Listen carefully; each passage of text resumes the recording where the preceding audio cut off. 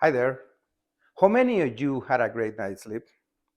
When was the last time you had a great night's sleep? I'm going to prove to you this evening that the use of technology before bedtime is damaging us as individuals and as a society as well. Often, many of us had a bad sleep night. We toss and turn and lie unable to fall asleep, and the next day we walk like zombies looking to eat somebody else's brain because ours just don't work, right? But what if I told you that the culprit is lying right next to your bed or maybe hanging from the wall of your bedroom? That's right. The reason why you are having constant sleepless nights may be those TikTok videos you keep watching on your cell phone or the K dramas you follow on TV. The reason is the blue light they emit when they are turned on, which may cause sleep disorders and many health issues as well. Now, what is blue light? Well, blue light is the light that is emitted by cell phones, computers, and TVs today. Not all colors of light have the same effect.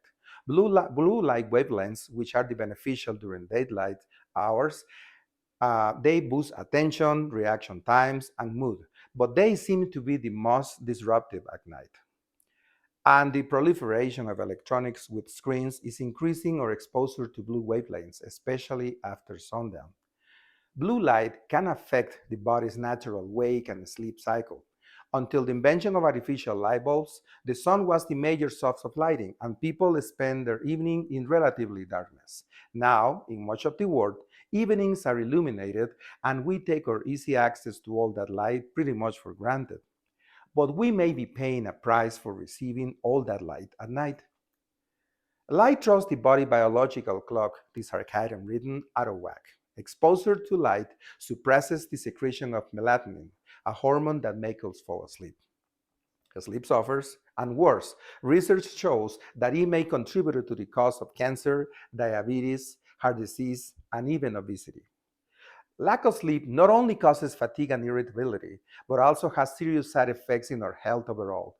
Researchers have linked short term to increased risks for depression, lower levels of leptin, a chemical that signals fullness after meals, diabetes, and cardiovascular problems, elevated risks of hormone related to cause cancers such as breast and prostate. Cell phones, tablets, and laptops are a primordial part of our daily lives. Our work depends on them. Our relaxation depends on them as well. And in our fast paced world we live in, it seems impossible to leave them aside even for one moment. But if we don't change our habits regarding use of electronic devices at night, the consequences can be very bad for our health. That is why I recommend adopt the following changes in our use of electronic devices immediately to avoid further damage to ourselves. The best course of action will be to avoid the use of electronics devices at least 2 to 3 hours before going to bed. This will assure that our biological clock has time to wind down and the hormones necessary to have a good night's sleep can begin to make our efforts in our body. But since I don't think we're ready yet to cut all interaction with our digital devices, I want to share the following measures to be able to reduce these serious problems based on recommendations from the American Academy of Ophthalmology. First, we need to reduce the block exposure of blue light after dark. When we are getting ready to go to sleep, and here are the measurements recommended by the experts.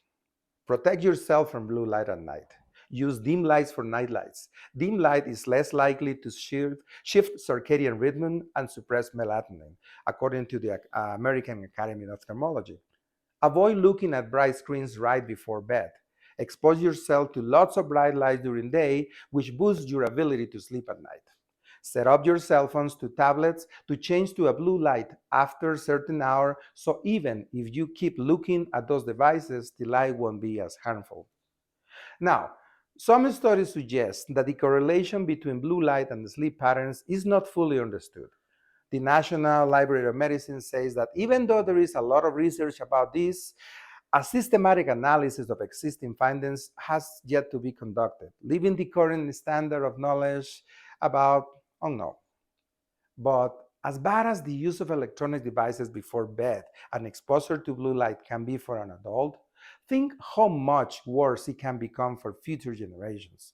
A study of Forbes magazine says that teens spend an average of 8.5 hours per day on their cell phones, and tweens between 8 and 12 years old, 5.5 hours. In 2022, 95% of teens had a cell phone, while only 23 had it in 2011. Digital addiction in high school may predict depression, anxiety, and sleep disruption in college. Rates of depression and anxiety are skyrocketing among college students. The fear of missing out is pervasive. A lot of college students sleep with their cell phone next to bed. So even if some people think exposure to blue light may or may not affect their sleep patterns, excessive exposure to electronic devices causes stress, anxiety, and other mental and physical illnesses. In conclusion, if you or somebody you know are having issues sleeping, I urge you to take some radical changes in your nocturnal lifestyle. Getting rid of those distractions in your bedroom, or at least reducing your exposure to them, so you can wake up well rested and maybe even avoid serious health issues related to lack of sleep. We're not only risking our personal health by altering our sleep patterns, but we are risking the well being of our society by normalizing unhealthy activities right before bed. Our grandparents gave us the tools to be able to continue our activities after the sun goes down. Our parents gave us the tools to be more productive during the day. Let's not become the generation that taught the next generation bad habits that will cause mental and physical problems at pandemic proportions. Thank you very much.